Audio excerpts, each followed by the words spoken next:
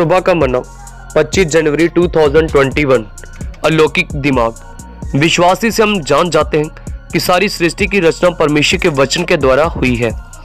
ये नहीं कि जो कुछ देखने में आता है वह देखी हुई वस्तु से बना हो। इब्रानियों 11 अध्याय का 3 वचन।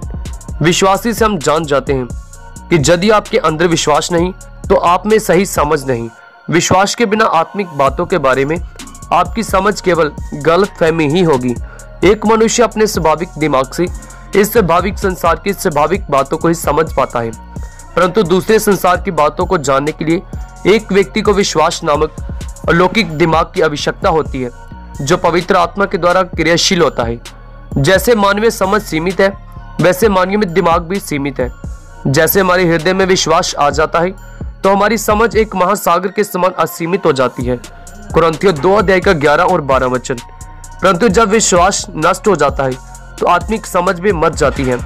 परमेश्वर का वचन जिसने सारी सृष्टि की रचना की, वह हमारी भी रचना करता है। परमेश्वर का वचन विश्वास का वचन कहलाता है। रोमियो 10 अध्याय का 8 वचन। जिसमें सृष्टि करने की सामर्थ्य है।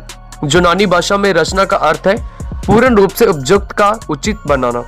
दूसरे शब्दों में परमेश्वर के वचन के ऊपर विश्वास से मनुष्य शारीरिक रूप से, आत्मिक रूप से, भावनात्मक रूप से पूरी तरह से उपयुक्त बन जाता है और उसी के नाम से, उस विश्वास के द्वारा जो उसके नाम पर है, इस मनुष्य को जिससे तुम देखते हो और जानते भी हो सामर्थ्य दी है।